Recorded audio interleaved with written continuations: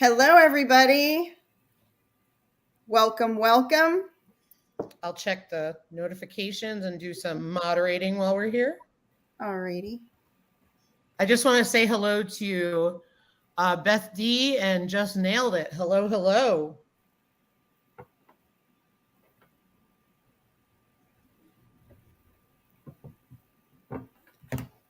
Today we have Rich with the Old Swedes Farm joining us to share his goals for this year. And I'm excited to hear too, Rich, about what's going on with the February $50 challenge. I want you to share that today too. Okay. To update everybody, because that's going to be something to watch. It's going to be something to experience. Yes, I'll bet it is. We kind of think that, and for those, watching might not know about it, it kind of came from Annette at the Cow Emporium. And I talked to her last year. This has been a year in the making. And the object is really, can you be self-sufficient? It's a real good challenge for that. And how much can you grow? How much it is not to, the object is to only spend $50 for a couple in February on groceries. This is not talking deodorant, hairspray, all the other stuff, but just food and beverage, $50. And live off what you grew and animals you raised. That is, or traded or awesome. Fished or hunted. Hi, Milk and Honey. Thank you for coming in. Oh, yeah. And, we felt pretty good about it. Now we're kind of taking inventory, and it's like, okay, because the object is not to go out January 31st, fill your pantry, and then eat off that from the grocery store. Yeah. That's not, the object is to kind of, you had all year to get ready. Do you have the vegetables put away? Do you have the chickens put away? We've got eggs coming from our girls. Do we have, so, and now we're starting to make a menu, and it's like, oh, what about this? What about this? And so, it'll be fun. It'll be a great, it's not a win-lose. It's a kind of a learning experience for maybe something for next year. Absolutely. A really nice, for anybody who wants to follow a self-sufficiency lifestyle or preparedness lifestyle, it's a test run, right? In the shortest month of the year. Yeah. And 28 days versus, not that 3 days makes, but 3 days does make a difference. Yeah. My thing's going to be like orange juice. I like a good glass of orange juice in the morning. Well, I don't have fruit trees around here to juice. So, Minnesota doesn't have a lot of orange groves. So that's going to be my challenge, is the beverage department. So, Yep. Mountain Grandma, do you see where I posted Rich's link? Could you pin that to the top of the chat so that way it's there? Thank you. So Rich's link for his channel will be pinned to the top of the chat. Hey, Andel Homestead. Hey, Milk and Honey. So yeah. Come on over and join our channel. We'll trade eggs for subscriptions. So no. Eggs are like gold these days. So, oh my gosh, everything on Instagram has me dying. It's like thug life with the eggs. Everybody's got a meme or something that is talking about eggs, and it's so funny. So that's going to be a part of our February, and it's funny. We've got 60 girls and our 60 hens, and we've got probably 45 eggs a day. People, every egg is accounted for, and I'm out there multiple times a day to make sure there's no chance of them getting dirty, that they're absolutely perfect. And awesome. People are coming out of the woodwork. Do you have eggs? Do you have eggs? And you need to raise your price. Let me check. We're doing $5 a dozen. Yeah, you need to raise them. I think that's only because people expect them, if they're getting a farm fresh egg, you don't have all of the whatever the I don't know what they push into those chickens that are mass bred and those kinds of things, but you have eggs coming from happy healthy chickens that are all natural, right? Absolutely. No chemicals, no nothing. A little more than what they're paying at the store. And I was on the phone with somebody this morning in Arizona, and Arizona's seeing $8 a dozen eggs. I don't know what you guys are seeing in Minnesota, but it's like 578 my local for, and those are for mediums. And I'm embarrassed when I put out a medium egg in one of our dozens. They're usually large to jumbo. I know our people are getting a bargain at $5. Yeah, they are. We're making a little bit of money at $5. It's paying for some other stuff. I do have pricing power. I'm waiting just to see where feed goes, and probably will move to $6. But I'm kind of letting the feed determine it, not just, hey, I can raise my price, so I'm gonna. I don't know. Yeah. A lot of our customers, I mean, if you're talking business, a lot of our egg customers are also our CSA customers. So, you know, I don't want to lose any of those great CSA customers. Real quick. Hi, Nicole Smith Gardening. Thank you so much for coming in. And Andale Homestead, so good to see you. And Beth D, thank you all. Rich, can you share with everybody what CSA means in case they don't know? Community supported agriculture. And I've heard some other variants on that. But basically, we've got a whole group of people that come over once a week during the growing season. And we've got nice little blue boxes, and they're picking up fresh vegetables each week from us. And they pay a weekly fee for that. And sometimes it's 6 or 8 things, and sometimes it's 22 things, you know, and some of them get eggs as well. It's a great way for us to support our garden and the expansion of our garden, and give people some incredible vegetables each week. Oh, that is awesome. Yeah. Either Teresa, Old Ways Gardening and Prepping. Good to see you. And Gear Gryden 19. Good to see you, friend. That's awesome. Yeah, it's fun. We do, we've done this from the start when it came to eggs, is that we have some customers who, if they committed to so much per week, it was the same price, but what they got was they would be first served if we didn't have any. And so that's what we've done, is made sure. So if you commit, because I have somebody who takes 2 18 packs a week. Nice. And so they're the first person served, no matter what. We've got our regulars, and then it's, you know, like this week, someone just contacted Holly. Hey, can I get 3 dozen eggs? Well, let me check.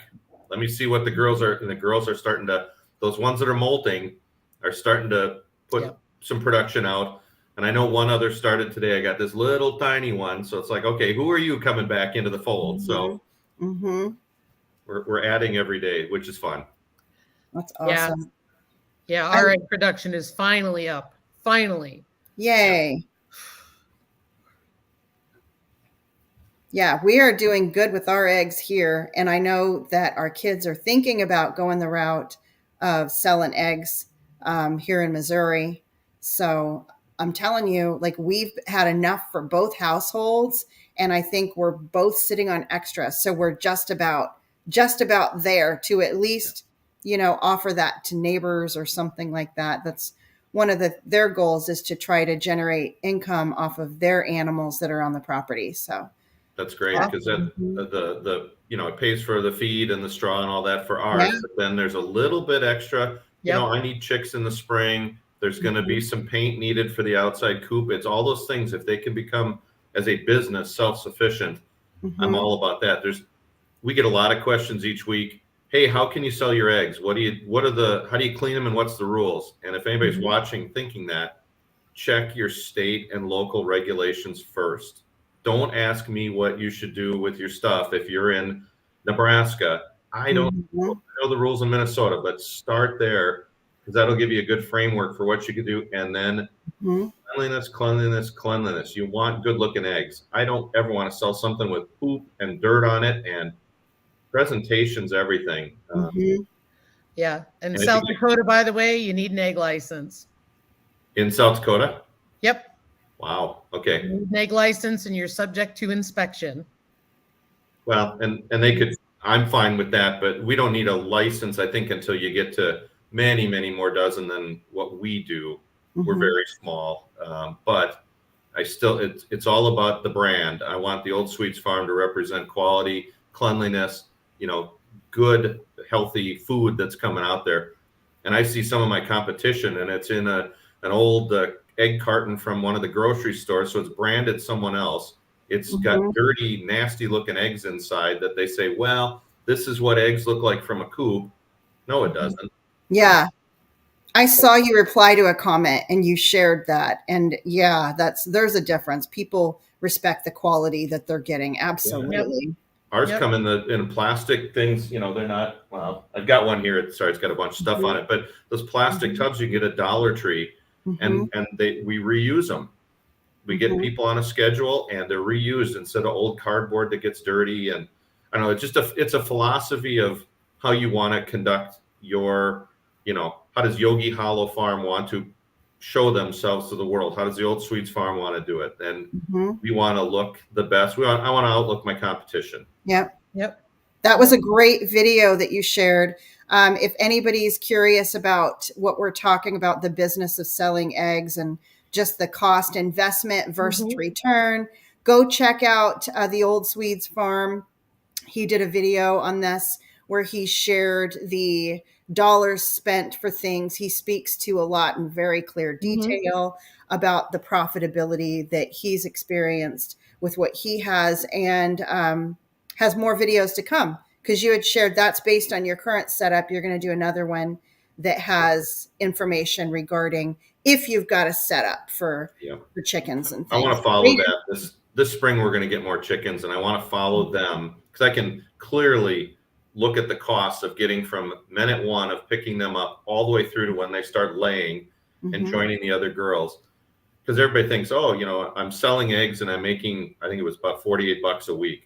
You know, wow. But I'm profitable, but there was probably $500 or more in infrastructure and food costs and buying the chicks and all that stuff just to get to minute one when you can be selling and then start making a profit. So there's a lot behind it.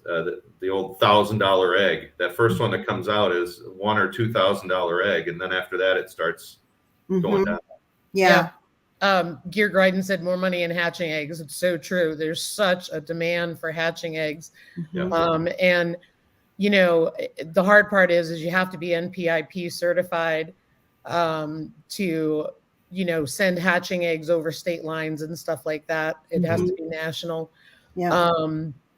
I know that I've heard a lot of folks who've bought hatching eggs, and I don't have all the details, nor would I badmouth somebody because I don't know all the details, is I've heard of a lot of people post on social media that they've ordered a dozen hatching eggs and unhatched. And I know there is a gamble with that because I know when we're hatching our eggs, we know how they're handled and everything, and they're handled well and all that stuff. But the bottom line is they don't all hatch, or you'll get all roosters. So, you know, that kind of thing. And that's just not in my wheelhouse. We always buy sexed chicks. We know we're only getting females. I've seen all the cute chicks running around in Tractor Supply and stuff. I've heard it's such a crapshoot, not to diss on them, but it's such a crapshoot down there. I know I'm getting all females when I'm ordering from Hoover's down in Iowa. They send it to our little feed store up here, and I pick them up, and I know I've got all girls. So, I've bought. The only reason I don't do the mail order is because I don't have faith in my post office. I don't. I don't. I have trouble getting packages sometimes, so I really don't want live animals to arrive at the post office. You know, so I think that for us, what we have done is I have bought, and it's funny because I've bought the sexed ones at the big box store and lucked out. Oh, good. Because even though they say they're sexed, they're not always. You know, so I think it's definitely, I agree with you. It's worth the money for paying for sex. Yeah. I heard on your live last week, I was lurking, Lisa, about I was busy doing stuff and I just had to, you know, you ever be on a live and sometimes you can't be active in there. You just got to do what you're doing. Yeah. And they were talking about, somebody said that they were trying to order chickens and they were sold out. And you had mentioned Hoover's, where you get yours from. Yeah. And where's my note? Because I took a note on the other one. And they Fooders might is a major supplier of the big box stores around here. Mm-hmm. And we've ordered from Hoover's. The pheasants were who we actually originally ordered the pheasants from, but then we canceled when Ryan got a little anxious about prices, but then we ended up picking them up at Runnings. And they might get down, Tammy, to your area now that you're kind of in our neighborhood. I know, They're in Iowa, so I would think they get down to your neck of the woods. I don't know their circle, but they get all the way out to Lisa and up to me. I might be the closest to them of the three of us, but they send a truck up to our local feed store several times a week during the spring, and I'm sure they hit a lot of other feed stores in Minnesota as they come up, and we get the quick phone call. Hey, they just showed up at noon. They left in the morning, so they've been on a truck for part of the day, not a long time, and we've only had one pass away in transit. So very cool. I need to see about that because maybe they do. I went online and I was looking at them, a little nervous about ordering, but for that reason, just the travel, how many are going to survive, that Hoover's kind of thing. stood behind it. Actually, I take that back. There was two that passed away, and they sent up replacements the next day to the store. And so we had girls that were very close in age because I didn't want them weeks apart. They really develop quickly. So having them 2 weeks apart, sometimes some picking. Oh, that's a good idea. Yeah. So does do they come on a truck, like a Hoover's truck, or are they coming like? I'm not sure if they send them UPS, but there's a whole. I was actually at the feed store just by accident, and the guy showed up and brought all the boxes, and they've got the names right on them. And I said, "Well, is there one for me?" And said, "Yep, it's right here." So luck of the draw. And I don't remember what the driver was wearing. Okay, because I know my feed store does Chick Days, like the one in Rapid City, and so I can order from him and he'll get them, but they come through the mail. Okay, maybe you're just far enough out, but usually that's put them on in the morning, and the mail truck from Des Moines or wherever out of there is headed to Rapid City and dropping off on the way. So yeah, I'll check and see if they come here. That would be awesome if they did. I'll be ordering them online probably. I've been very happy with Hoover's quality and just their the two replacements. It was perfect. So awesome. Hey, Little Ridge. Yeah, that's okay. I was going to say hi to some folks real quick. We've had Little Ridge Farm join. Also, RG Homestead, good to see you, and Roberta's Artistic Adventures. Good to see you as well. Thank you all for joining us. And Tina Ladybug. Yes, hello there.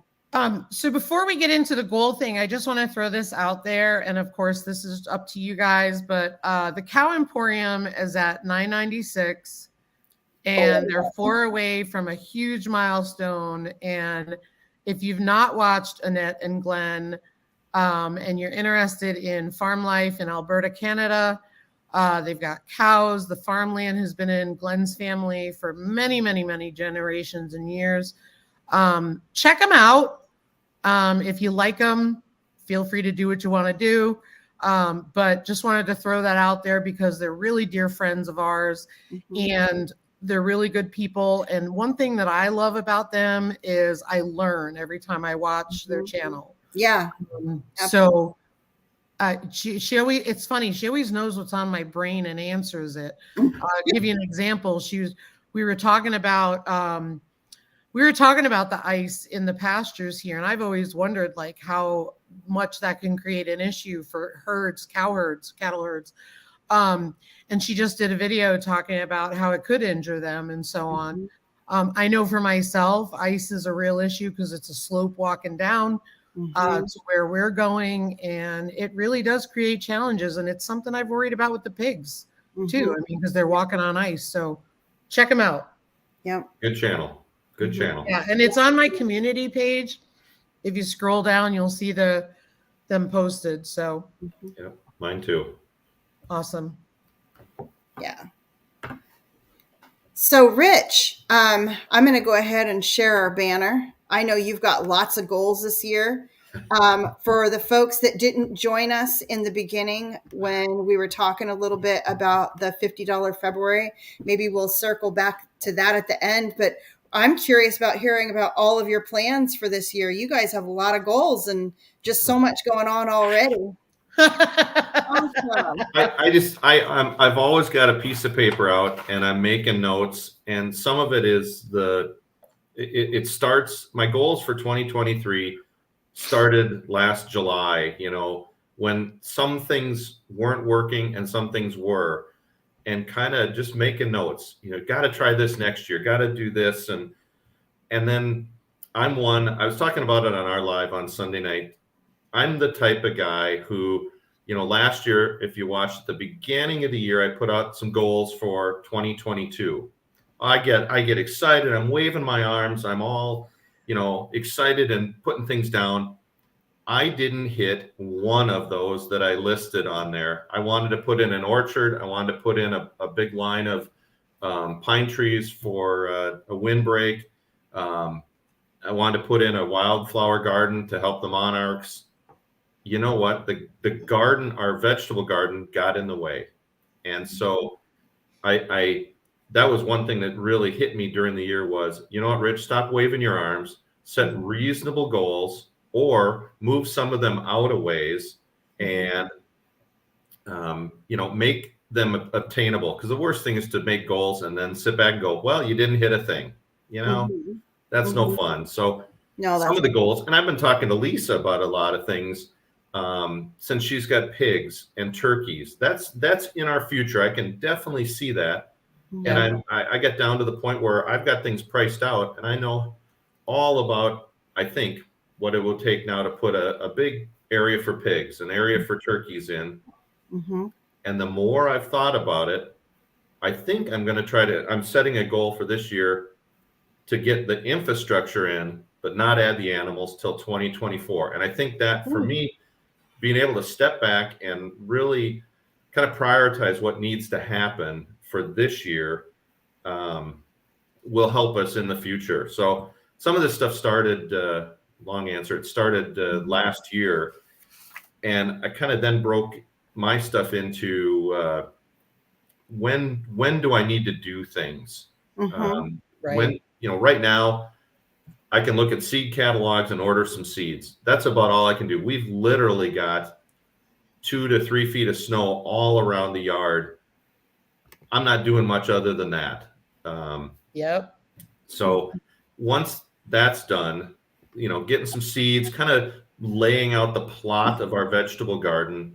That's what I can do right now. My spring goals, we found last year a big dump in the back in the woods, just where the previous owner, that's just what they did. They found a spot in the woods and they put it all. So we found the cans and glass and stuff. And that's one of our spring goals this year, is to really continue that clean out before the forest starts growing and it's really hard to get in there. So get the garbage cleaned up. I wanted to do a winter project of cutting trees to open it up more for the orchard and for where I want to put pigs and turkeys. I've got 3 feet of snow and wading through 3 feet of snow with a chainsaw. So I think that might become a spring project, just because Mother Nature's saying, nah, no. Yeah. And then I need to prep the garden. There's a whole area that I did put garden fabric down on last year, and it saved a lot of time for weeding. But there's a whole nother side of it that I didn't. I've got the garden fabric already bought from last year. I've got all the stakes bought from last year. The ground was leveled last year. I just need the snow to go away, put that fabric down, then I'm ready to plant another area that will save me time because I'm not weeding. Yeah. Good point on the fabric. I never had to worry about a lot of weeds before. I mean, we would get some, but in northern Arizona, like I didn't hardly have bugs. I mean, which is amazing. They never found me. Do you know what I mean? Yeah. Because there's just so much dryness up there that I didn't have bugs find my garden to get to them. So this year I've been thinking about the fabric thing, to help with the weeds. And have you found that they've helped with bugs by any chance too? Or do you I think don't that know it if gives bugs a place to hide? I don't know if it. I don't know if it's changed the bugs. I mean, literally, the area that I've got garden fabric on is probably 50 by 50 area. It's good size, but it's still in the scheme of what I've got for a garden. It's a pretty small area. Yeah. I know it gives places for frogs and mice to hide. I've seen them scurry into the holes. They don't go under the fabric because the fabric is pinned down in such a way, but it's the holes that I've burned in there for putting the plants in. They go in there. So. Oh, okay. And I told Holly, I said, that's my worst nightmare. I've got 3 feet of snow out there in the garden. That underneath all that snow in the garden fabric, there are 1,000 mice that are breeding and eating the fabric. And I'm going to show up the spring and it's going to be I'm hoping not, but that's my worst nightmare. For you. So that's kind of my spring. At the same time, I'm also kind of looking at processes. Something that took a lot of time for me and Holly. I like spending a lot of time with Holly. Love the gal. She's my wife, obviously. Yeah. But do I want to spend time with my wife weeding and watering? Yeah. There's quality time and then there's weeding time. And so those are the two things that, if I garden fabric another area, then that weeding is done. There's certain areas I'm just going to end up weeding, or now that it's been 3 years, maybe we've cut down the seed stock and maybe they won't come back. Hey, watering. Chuck. Good. Hey, Dawn Ray B. You want to know, it's funny. I love working with Ryan on projects, and it wasn't always like that because he used to drive me nuts. I think we've been married so long now that he gets angry and I just sit there and I'm like, whatever, shut up. But the bathroom was definitely not something we want to do again. I think we like being outside rather than confined to this tiny space. Yeah, that's funny. Hey, life with Linda and Chuck. I don't exactly make the best helper to my husband. I help as much as I can, but there's only so much I can help with. Like, hold this here, lift this up. I'm like, are you kidding me? But here's the thing, and I was telling Ryan this last night because he'll get irritated when he's working on something. It has nothing to do with me. He just it's one of his things, right? He gets frustrated. Well, I said that last night. I said something to him. I was like, you actually did pretty good on the bathroom compared to usual. I said, because I said I didn't want to choke you. I said, and then I said, you will never have a better helper than me. Yeah. I said, because whatever you need, I'm right there to get it. I am right there anticipating your next move, sweeping up as you're done. Yeah. I said, so I don't want to hear it. That's right. You're right. I'm good with those things. Those are the things that I'm good with. Absolutely. You definitely need to be on the same page. Someone in the chat just said, if I want it done right, I got to do it myself. You know what? Yep. I do feel that way. I'm very process oriented. Here's how we're doing it. And sometimes Holly can't read my mind, obviously, but she's more of a free spirit. If I give her a list of tasks, hey, tonight we need to get the tomatoes, this, oh my God, she goes and she's nuts. But putting something in, I've got my way of doing it. And, especially planting, you got to be on the same page. That's our problem. I can't read his mind. And I can't tell you how many times I say to him, I'm like, and he gets frustrated and I go, could you communicate? Yeah. And sometimes it's hard, Lisa, because I have a picture in my mind and that whole garden, I love how it's laid out. It's laid out in my head perfect, 30-inch rows, I had it in my head and this is how we're going to do it. And unless I drew a picture or really sat down ahead of time and said, okay, Holly, here's exactly how we're going to execute this, I'm not a good communicator sometimes. So I've got a vision and an idea, and then I start just going, and Holly's great at just following along and helping. She's a great helper. Well, I will say one funny thing, and that is you were talking about how you had all these goals in mind, but you didn't hit any of them. So you learned to back off. and do smaller goals. And now you're talking about building infrastructure this year so you can have the animals next year. Kudos to you, because that is the way to do it. Yeah. Always have the infrastructure in place first. Yeah. You have to do that. And I'll tell you, for those of you listening, and why is that also important? If a good deal comes up, you're ready. Mm-hmm. Okay, because I know we had our pig area. We worked on it very slowly. Since then, we've done it 50 times over. But because we've refined it, we didn't think we were going to expand. That's why. But here's the cool part: is we were working on a pig area for 2 meat pigs in 2020 and 21, and in 21 in January we couldn't find any. Mm-hmm. All of a sudden, I came up with 2 that were local, and I wanted them, and we literally just had some finishing touches to put on and go pick them up. Awesome. Yep. Our first year, we wanted to have chickens, and so we got them. We got fired up. We got them, and then I'm sitting back going, "Oh no! Now I got to build this coop that's in my head." And that was our original coop out there. So it was getting stuff. But all of a sudden, the girls are getting bigger. They're in my office in the big tub. They're getting bigger and bigger. Like, okay. And you're feeling time ticking. You got to get out. It's not going to rain this weekend, Holly. We're going to get out. We're going to do this. Then we're going to paint. Then we're going to do this. And we got it done. But, oh, my God, it was stressful not having it done ahead of time. Yeah. It's awful. So, yeah, the planning, I'm trying to just plan ahead. And I see that in a lot of new homesteaders. I was looking at a couple of Facebook pages today, and someone said, we just went to our land and we stood there and looked around, and you could tell they were in the dreaming state. They're like, we want to put pigs here and some animals here in a garden, and the house will go here looking towards the sunset. Yeah. And I want to say, back off. Do you know how many? You got 14 things going in your head. You can do one this summer really well, or you can do 12 of them really poorly. Yep. So, yeah.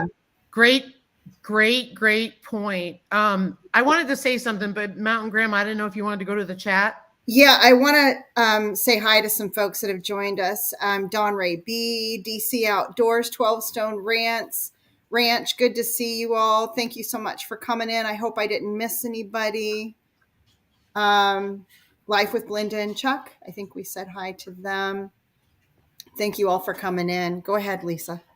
I was going to say, so I'm hearing Rich talk about things, and that's what we've always done, is try to focus on one thing at a time, right? It's one project at a time. And so one of the things that we've always done is, we got the chickens and we didn't have their coop set up, but they were in a brooder.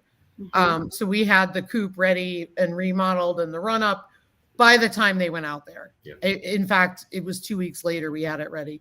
And that's what we've done. And then we've added all along. And so we've had a lot of infrastructure growth since 2020 when we started.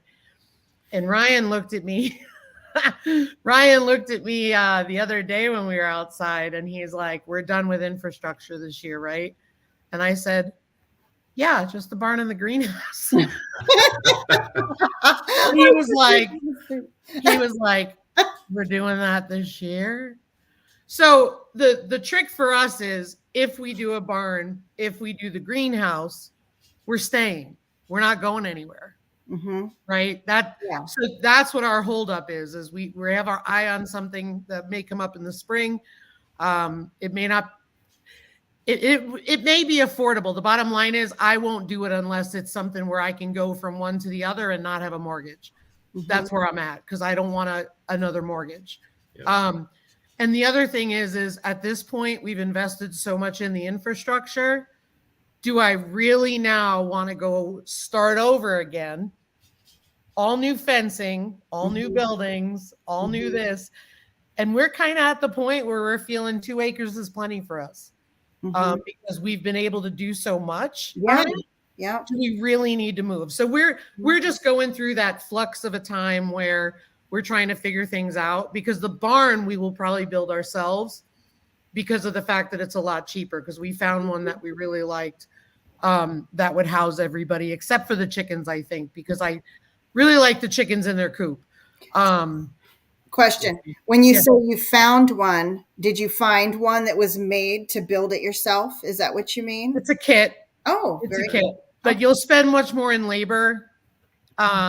You know, and a lot of the stuff we can do. And, you know, now's the time to do it. I just think that I was corrected. It wasn't an Arctic blast. It was a Siberian blast or whatever. Oh, okay. When that came through, the bottom line is it was cold. Yeah. When that came through, that gave me some huge concerns about the animals, even though they were resilient. But the concern I had was that we had precipitation on that worst day. And so wind blowing in with snow equals wet bedding. And so we also like the idea of having piglets without having to worry about predators. Yeah. So. Yeah, our game cam caught footage of what we believe might have been a mountain lion. It was. I saw it. Did you? Oh, did they upload that? The kids? She posted it on Instagram. Oh, did she? That's a mountain lion. Oh my gosh. And states are notorious. I used to live in Connecticut, and I don't want to get too far off, but states are notorious for denying that they have a population. Wow. Connecticut used to say it all the time, and they'd walk across my yard. Hey, Blue Self-Reliance. Everybody, my kids have a YouTube channel, Acorn Acres. And that's what we're talking about. My daughter has an Instagram also. I don't do Instagram. Is her Instagram Acorn Acres too, Lisa? Yeah, I believe she changed it. Okay. Yeah. Let me double check. I can't imagine a mountain lion coming through here. Oh, geez. Yeah. We just had 2 goat babies on the property too, which great video that my daughter did with that. Her and her husband, they had everything set up. By the way, heads up to anybody who might be needing penicillin from, from a feed store or something. All of our local ones were sold out. Everybody's stocking up. So we're keeping our eye out for that so we can stock up also, or at least have it. Heck, just have it. Maybe not even a big old stock, but geesh. Order it online because everybody's stocking up because of the new FDA, the rules coming in June. That's when it is, June? Okay. I knew it was coming. June is when you'll have to have a vet. I have no idea what I'm going to do. I'm still trying to figure it out because my vet is hit or miss because he's struggling with cancer. And that was the one that I begged to help us, and he's been gracious. But when he's gone, I don't know what I'm going to do. Is there such a thing as an online vet that you can consult, online quickly and then get the meds online versus going to a physical? We're all not yet, but I'll bet there will be. That's going to be a great potential for vets. I wouldn't be surprised if they go that route. Yeah. You can expand your circle. It's a good idea. Those of us in the sticks don't have to drive 50 miles to get a prescription for an animal. And load the animal up. Yeah. Oh. Like I'd gladly pay if somebody would come out. I don't mind paying the difference if they're going to come out. But loading up an animal to go to the vet, especially like when they've just had babies or, you know what I mean? Like you need somebody that's going to come out. But but like Norman's going to need, I have to get Norman's vaccinations because if he comes in the house, he'll need the vaccinations. With the dog and stuff. Well, and that's a good reason why I'm only going to maybe put in the infrastructure for pigs this year because there's a lot of things you just mentioned that I know nothing about. Pigs and immunizations and some of that, and what I need to find a vet ahead of time and do some of that other infrastructure. Yeah, and I think that depending on what you're raising, right? If you're raising meat hogs first, like a commercial hog, I try not to vaccinate if I don't need to. Vaccinations come more into play because my animals are breeder animals or a pet with Norman, right? Because I want to make sure that like Diesel is not exposed to something if he's with Diesel or they bite him or whatever, So it's just, but I like with our meat hogs, the only medication we had to give him was when he had an injury and we had no vet, which was when we found out. because I called livestock vets, we treated him with a penicillin. And it seemed to take care of the inflammation, and he was fine. And that was months before the processing. So we didn't have to worry about withdrawal. The only thing you with meat hogs is if you worm them, you'll have to just make sure the withdrawal, which is usually about 30 days or less. Okay.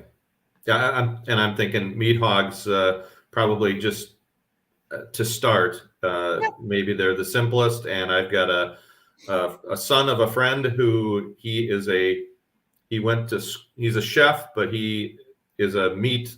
He knows how to butcher hogs and all that. So I said, if I get 3 and you help me butcher all 3, you get to keep 1. Are you cool with that? He's like, yep, I'm in. So sweet. Yeah. That's awesome. Yeah. And the benefits of feeder pigs is what they call them. So you get a feeder pig. We got them the last day in January. They were processed the end of August.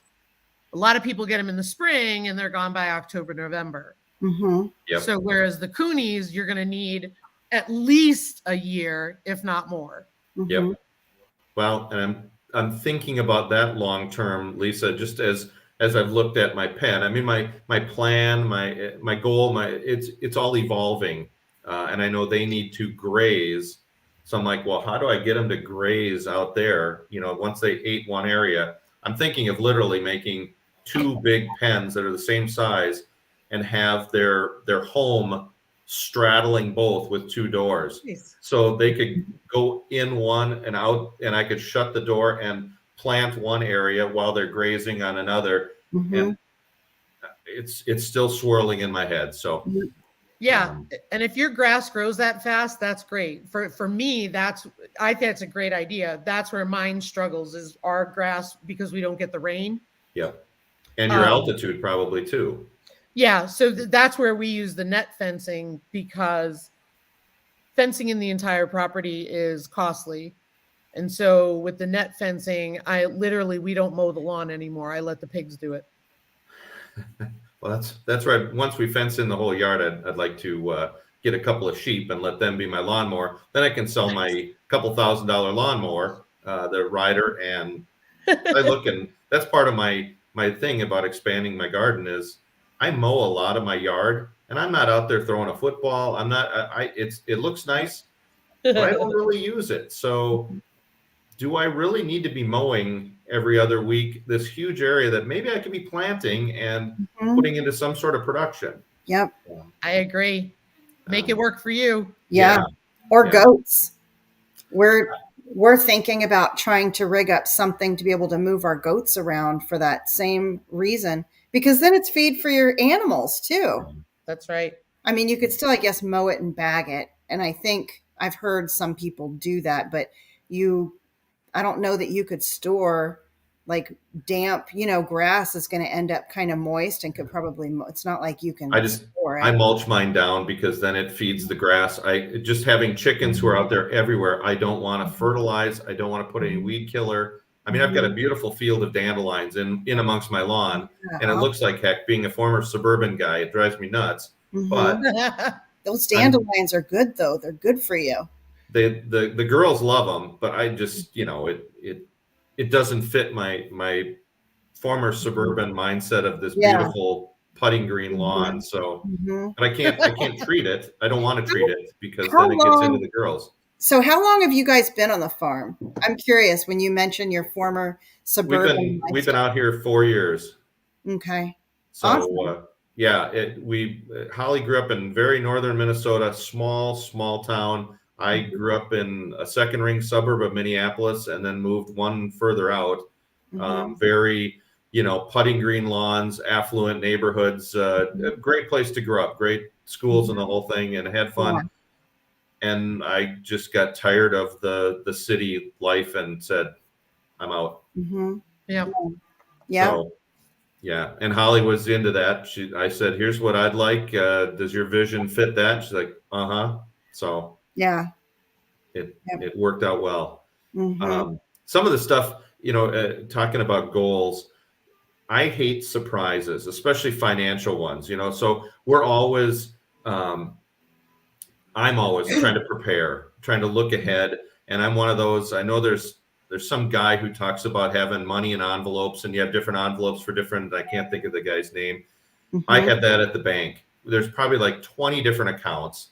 One of them is the egg fund. Anything that we make from the girls goes in there, and then when we need to spend, it comes out of there. But I've, my orchard and my trees, I've got an evergreen fund, I've got an orchard fund, and I've got a fence fund. And I've been thrown into that for well over a year. So I've got it all paid for. Awesome. Now it's just to execute on that goal. And it sounds, I don't know, maybe overkill, but instead of skimping and, throwing some pallets around and trying to do this, I want to do it right. I want to do it one time, and I'm going to save for it. I'm going to hold off on that goal so that I can have it fully funded with no financial surprises to our pocketbook. I just, we could lose our jobs and the money would still be there for that project, for the orchard or whatever. That's rather than the debt from those. Well, hopefully there's no debt, That's what I mean, though. Like, you do it the way you're doing it, then you have funds that are there versus doing it sooner and accumulating debt. Or pulling it out of your savings or something. Yeah.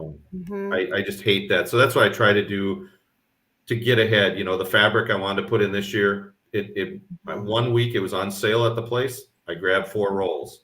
And it's been sitting since last year, but now I know I'm ready. So trying to plan ahead on that stuff, that's been my thing. And then also just trying to look at, I was talking about process with the weeds, pulling weeds with Holly is fun, but I'd rather spend less time pulling weeds and maybe sitting out with the chickens, enjoying a glass of wine, looking at the sunset instead of looking at a weed patch.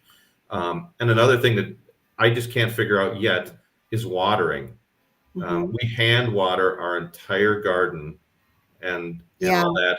And to lay, I don't know, I'm sure there's a way, but to lay it down for all these rows and all these different plants and different areas and control it, and then somehow be able to pull it in at the end of the year. Because if it's plastic tubing or all that, everything freezes solid here, and it'll just expand, crack, and break. And I'm not buying it every year. So that's my biggest struggle, is just the amount of time every night. We've had 2 summers without rain, basically.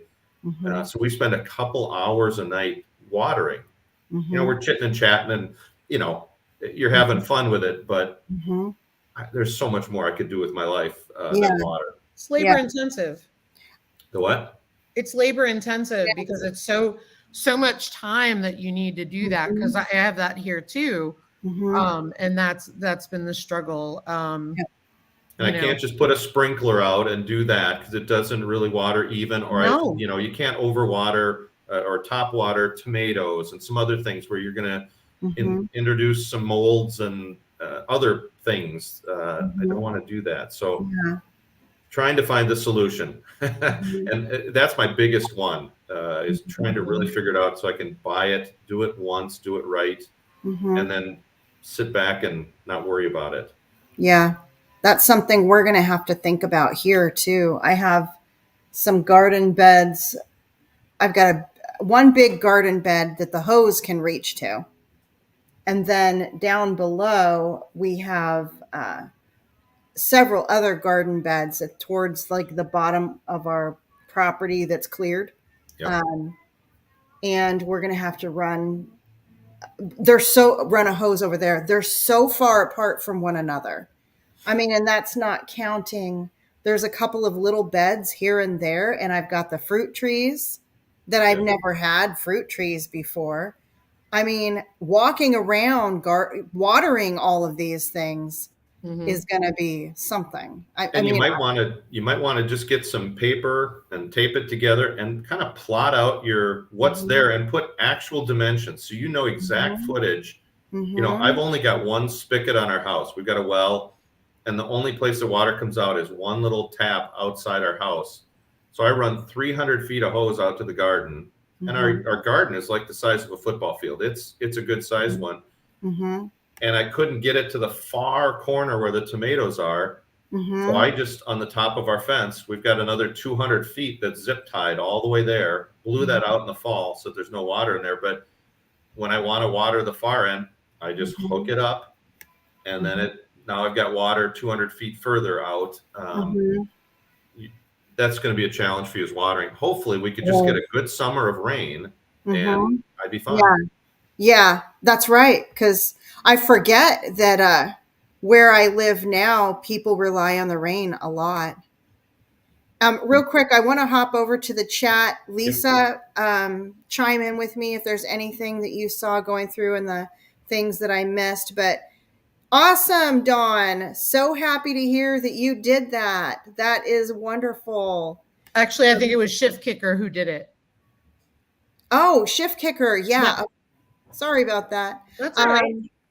Great job, Shift Kicker. And hello to Our New Land. Hello to Shift Kicker, Callie King 916, Jamie's Country Living.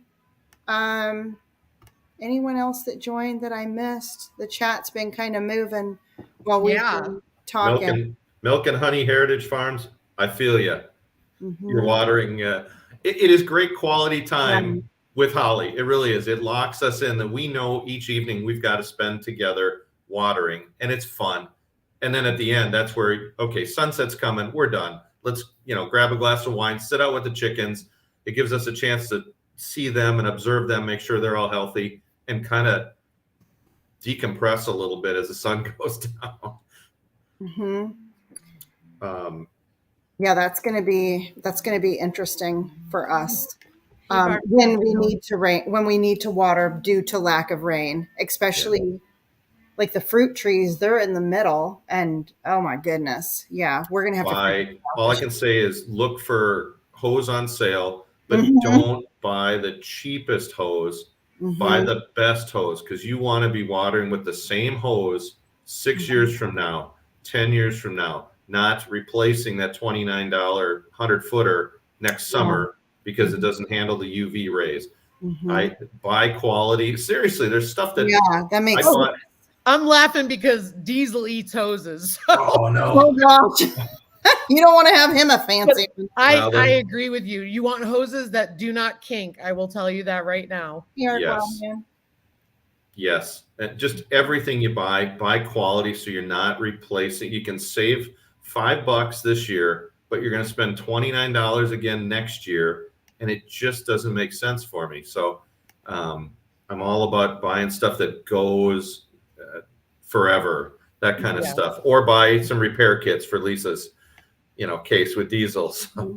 It's a Bulldog thing. Okay. They have this thing for wheels, extension cords, and hoses, and it's hit or miss too. But that's neither here nor there. But yeah, we're talking. You know how many hoses I have that have holes in them because of diesel. So, what other goals, Rich? Just as we're getting near the end. I've got. I need to replace some chickens. We've got some chickens that are pushing 3 years. They're dropping off. So we're going to probably get 20 to 30 more chickens this year. So there's that whole process. I have some other things. Last year, the power went out once. We had a good storm come through and we lost power. And it's when our chicks were young. And so I pulled out my generator that I really hadn't fired up in many years.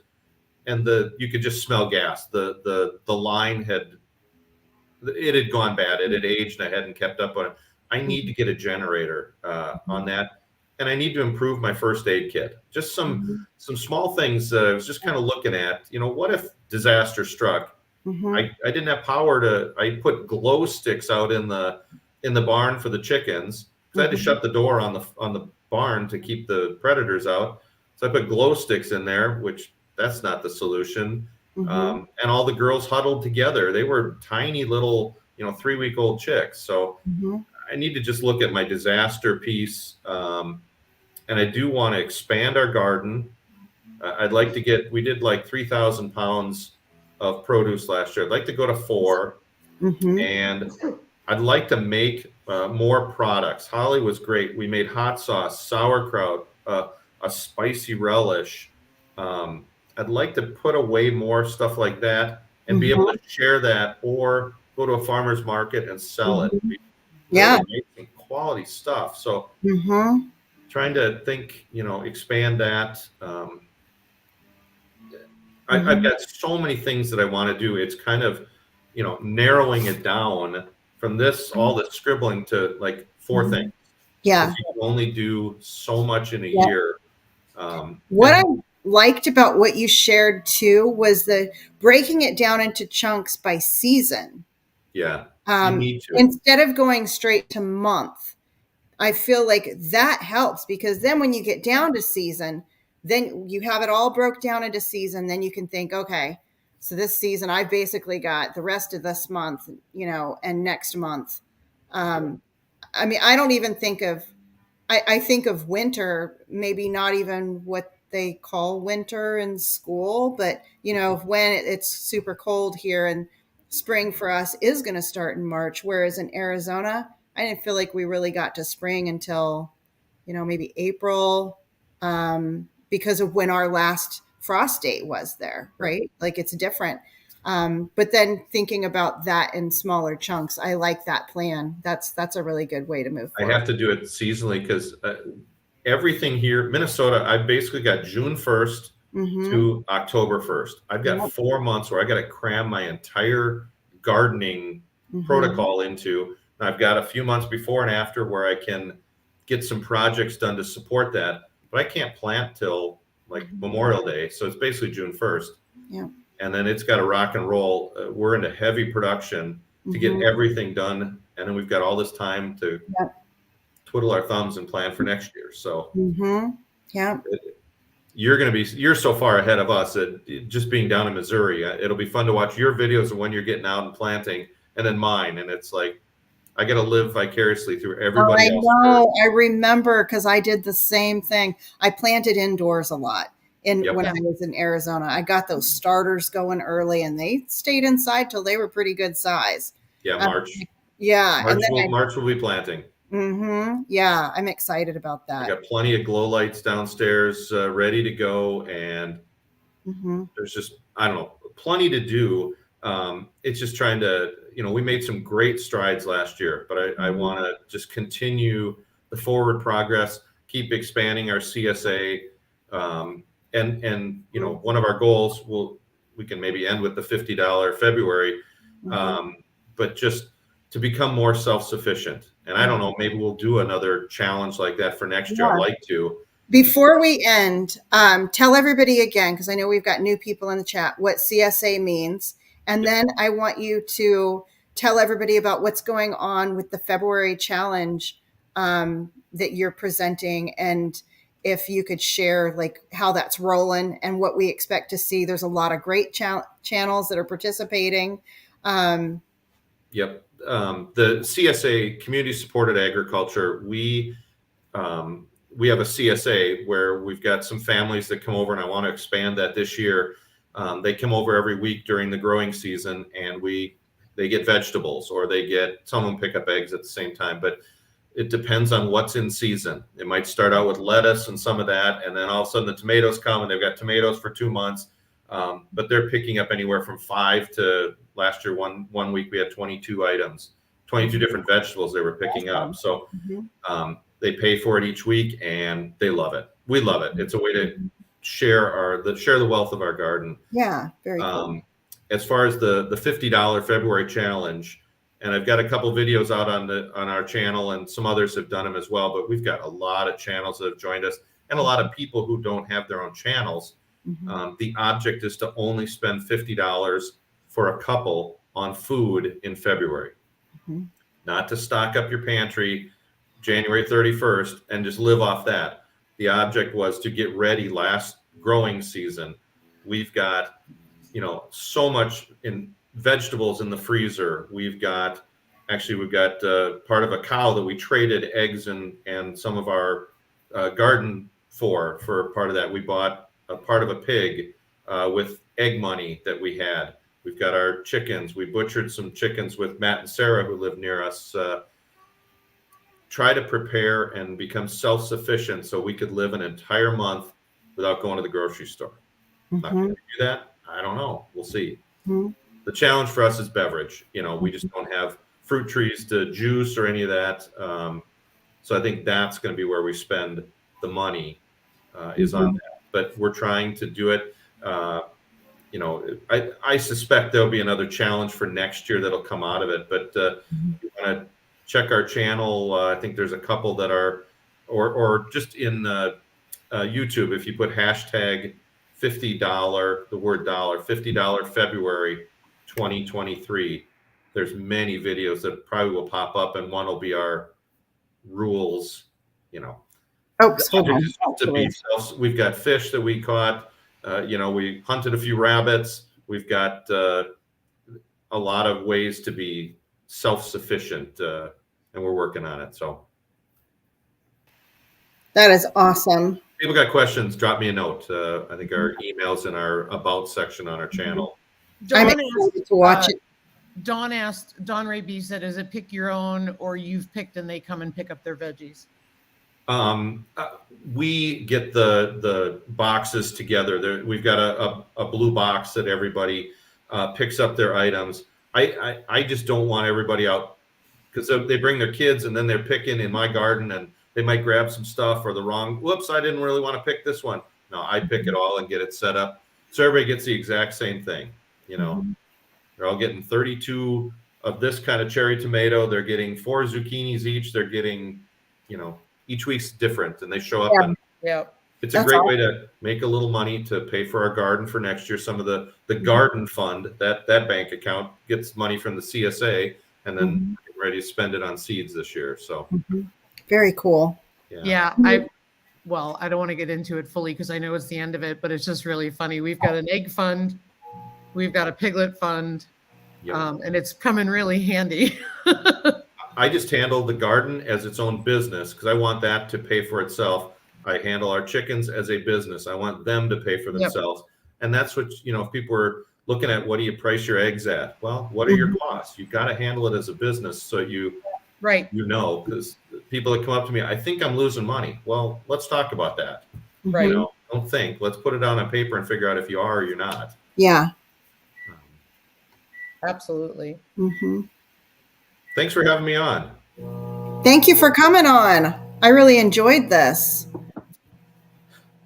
I don't know the 7 F's. I don't. I apologize. I just don't. But I look at them and I'm like, okay, gardening. Yeah, that for me, that's truly a fitness thing.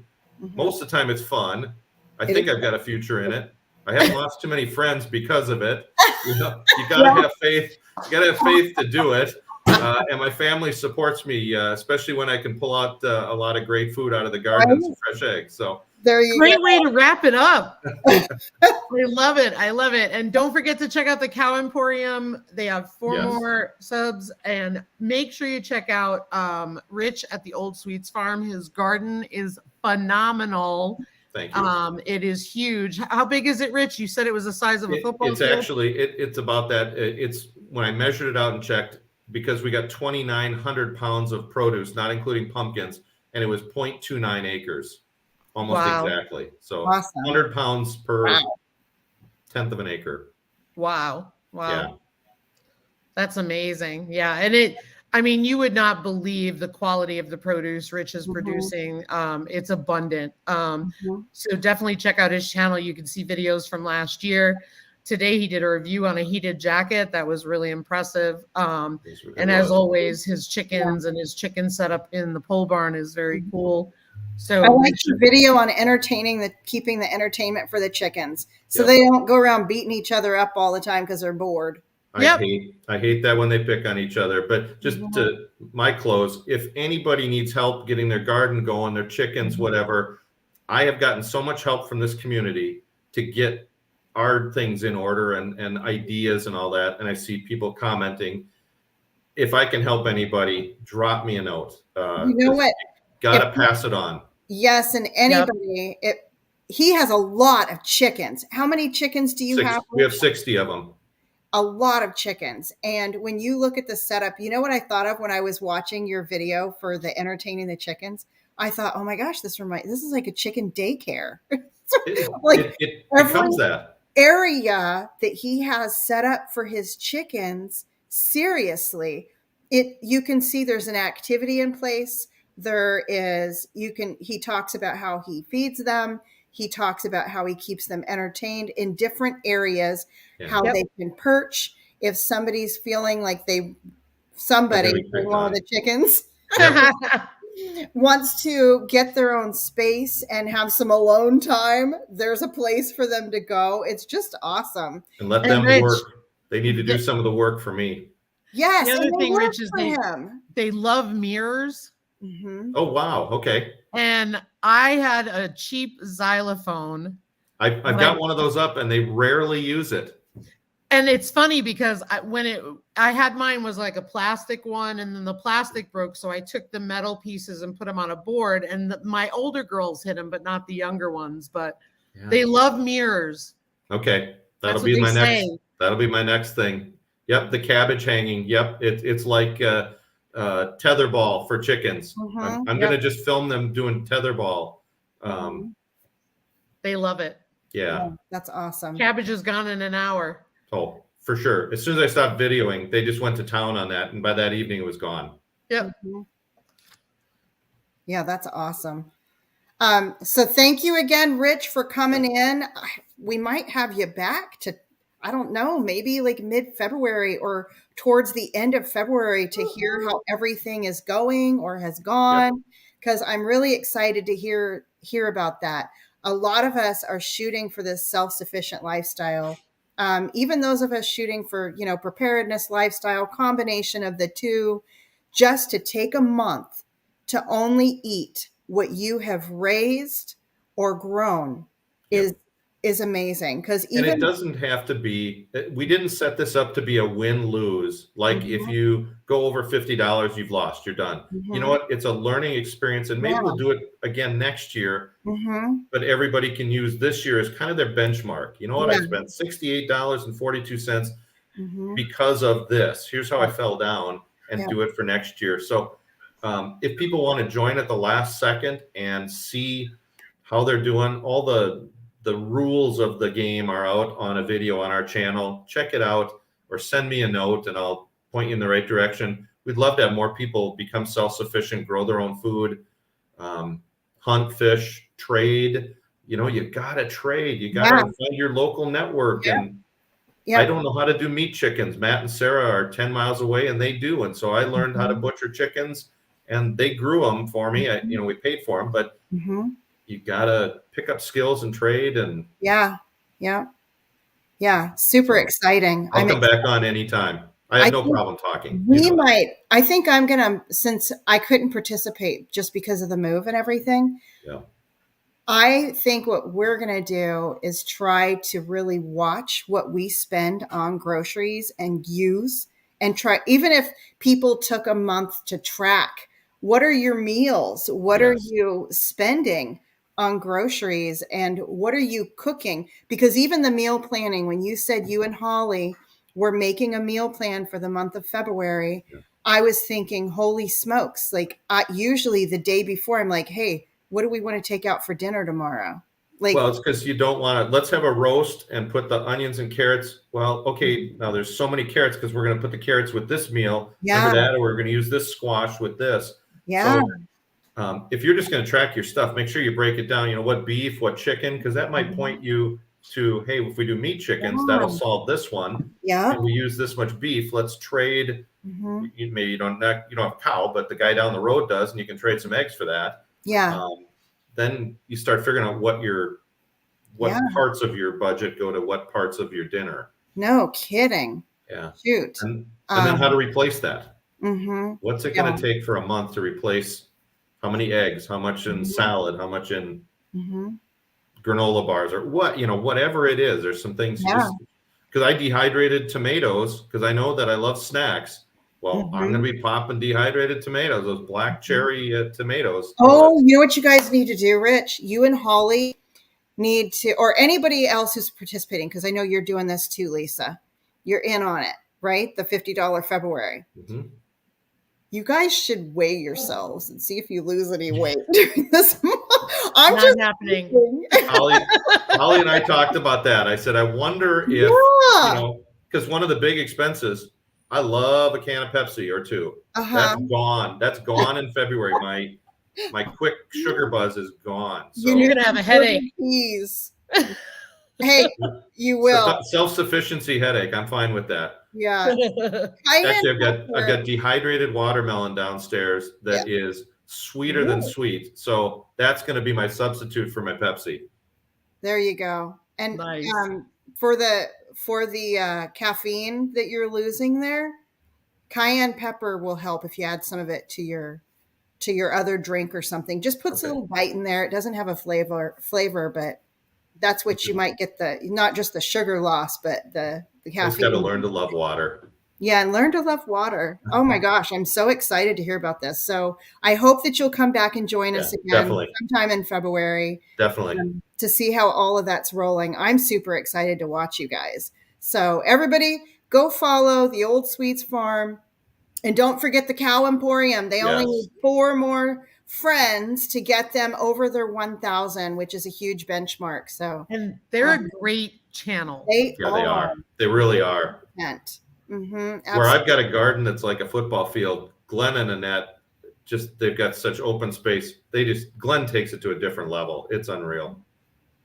Drink some herbal teas. That's what Teresa is suggesting. You might find some you really like, and they're so good for you. It's like drinking your vitamins.